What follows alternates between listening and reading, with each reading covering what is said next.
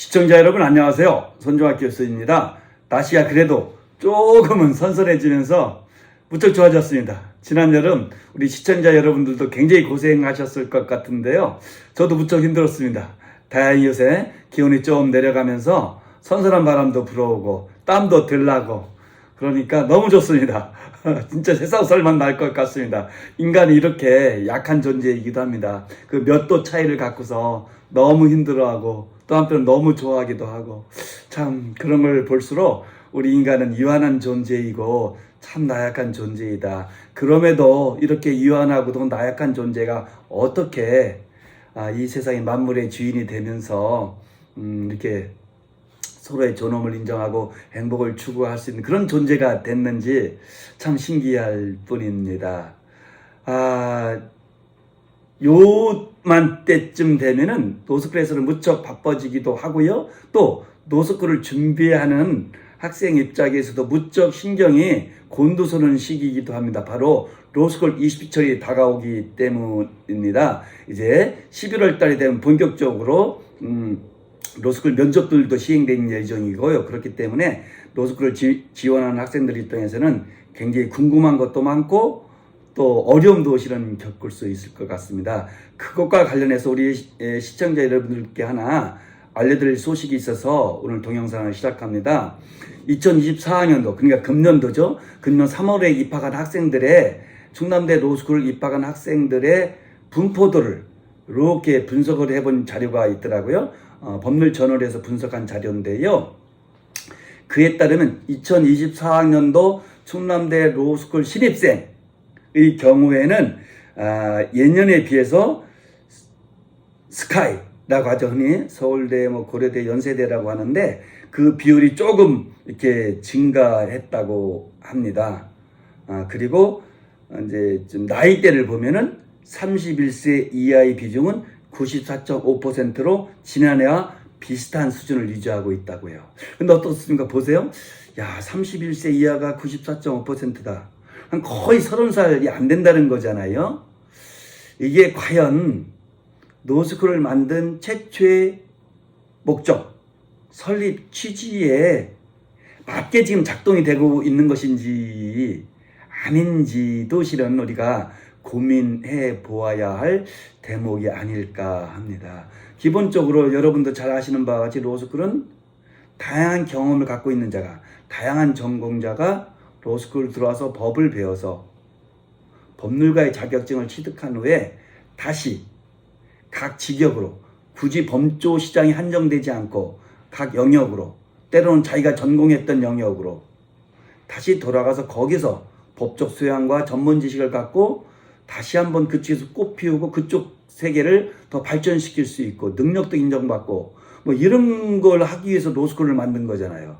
단순히 법학 실력을 배양하고 법학을 배워서 법률 신문가로서 활동한다면 솔직히 말씀드리면 옛날 사법시험 시대가 더 효율적이고 생산적일 수도 있었지도 모르겠어요. 그럼에도 불구하고 우리가 과거의 사법시험을 멀리하고 새롭게 로스쿨 시스템을 도입한 것은 다양한 전공자가 들어와서 법을 배운 다음에 다시 또 다양한 영역으로 진출하는 것이 우리 사회의 발전에 도움이 된다 하는 생각을 했기 때문에 우리가 입법적 결단을 한 거 아니겠습니까? 그러면 다양한 전공을 통해서 들어온 학생을 전제로 한다면 나이도 젊은 사람도 있을 것이고 나이 든 사람도 있을 것이고 다양한 학부 출신도 다양하고 이렇게 다양성이 전제되는 것이 너무나 당연한 것 같은데 지금 보시는 바와 같이 스카이 신입생 비중이 증가됐고 더군다나 나이는 31세 이하가 94%를 넘고 그렇다면 35세, 37세, 38세, 40세 이런 사람들은 거의 없다는 거니까 로스쿨의 다양성, 연령의 다양성, 전공의 다양성, 출신 학부의 다양성 이런 것들이 제대로 현실에 드러나지 않는다 하고 생각할 수도 있기 때문에 그렇다면 로스쿨 설립 취지에 부합되지 않는 거 아니냐 하는 의문이 발생할 수밖에 없을 것이고 이 점에 대해서는 좀 더 우리가 깊이 있게 연구하고 검토해서 좀 대안을 마련해서 본래의 노스쿨의 설립 목적, 취지에 맞게 제도가 구현될 수 있도록 좀 개선해 볼 필요성은 없을까 하는 생각을 해봅니다.